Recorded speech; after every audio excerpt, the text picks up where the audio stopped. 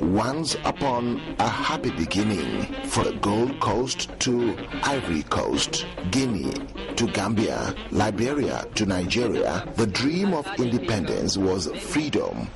The people in jubilation for the happy days beginning.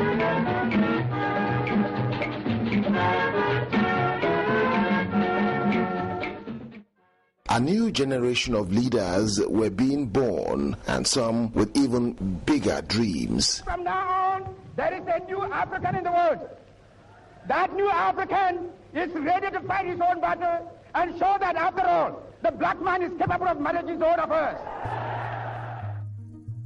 But before the breaking of the expected dawn, the excitement was over, the dream cut short. Nightmares set in. Independence was lost, stolen by force.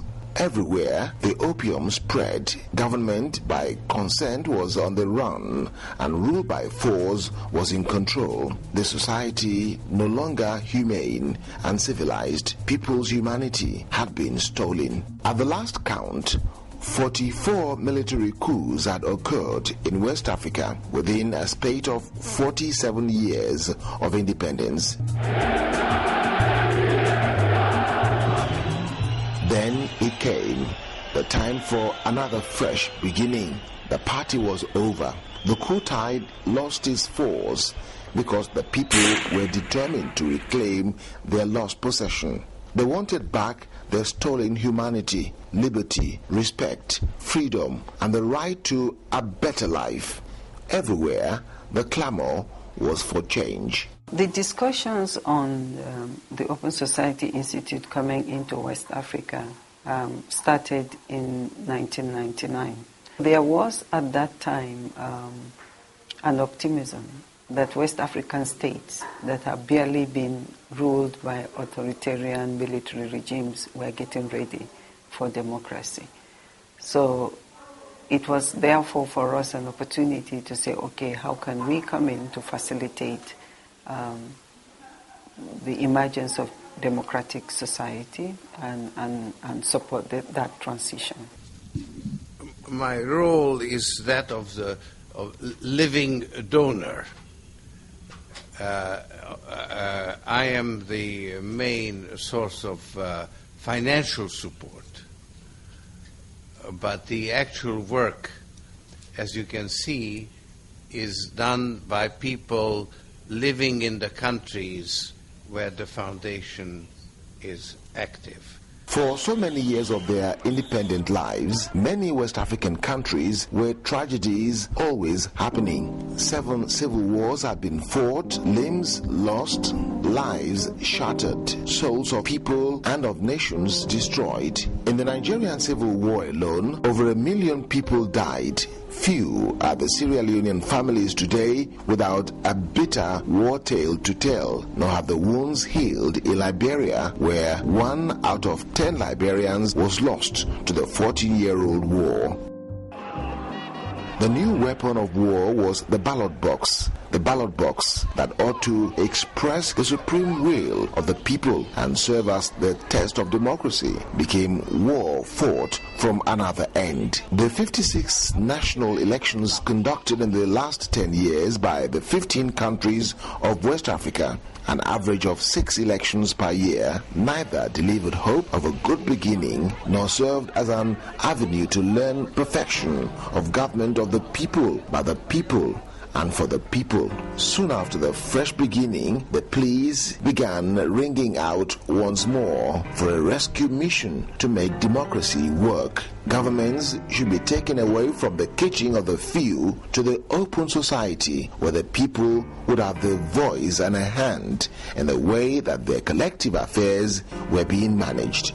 when we have some crisis in West African countries also, like Niger, we will be in Niger with 8 West African organizations to speak to civil society in Niger, to speak to the government of Niger, to speak with the lawyers, with the judges of the Supreme Court. And it was very, very useful. Any society that will be open, any society that will make progress, must make human rights a center point.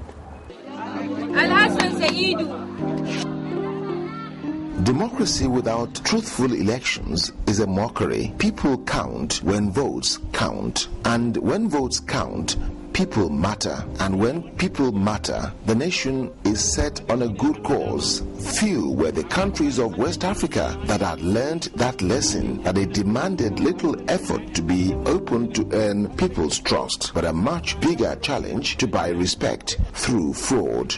Ghana taught that lesson in 2008, that not all kettles were black. The people are saying Ghana, we had peaceful election, but the Peace Council did a lot of work, a lot of advocacy work. Working backwards by improving the quality of library resources in the universities through the Electronic Information for Libraries project, and advancing forward with support of other innovative projects like the Free Software and Open Source Foundation for Africa, as well as the African Languages Technology Initiative. Osiwa intended both building up and thrusting forward at the same time. West Africa lagged behind, and the bridge must be erected fast to thrust the region forward and break new grounds in order for it not to be left behind in a world changing fast.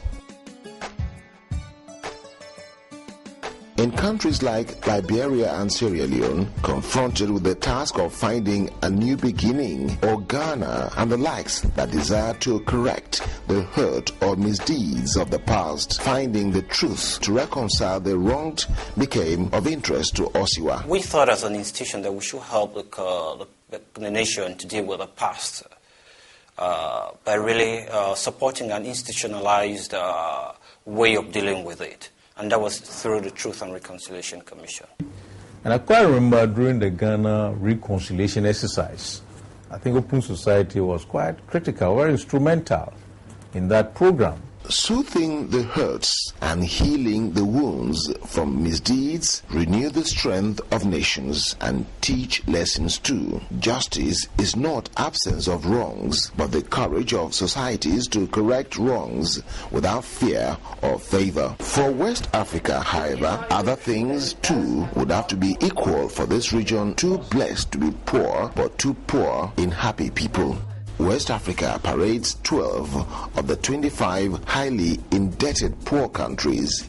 Sierra Leone's diamond and Liberia's timber have spurred bloodshed, agonies, and tragedies, including bitter wars. Despite Niger, fine quality uranium, hunger crisis never ceases to be the lot of its people. Corruption keeps undermining progress and development. One leg of the solution was getting the civil society to act, building them up and giving them voice to be the watchdogs of their own affairs. Well, they publish what you pay in the EITI processes. Take, for example, issues around extractors in Sierra Leone. Right now, as I talk, civil society has access to all the contracts and agreements that have been entered into by their governments from 1992 to date. It wouldn't have happened in the past. As I talk now, we have access to the Ghana oil agreement. It wouldn't have happened in the past. People learn, countries learn, and we got to the point where certainly we felt that agencies or bodies like Osiwa and many others, NEITI and so on, were agencies or entities that certainly had a role to play in the issue of transparency and governance. Since 1979, the region had constructed a very broad highway of dreams, dreams of peace and security, a dream of democracy and political stability, dream of justice and respect for human rights, dreams of economic integration and freedom of movement.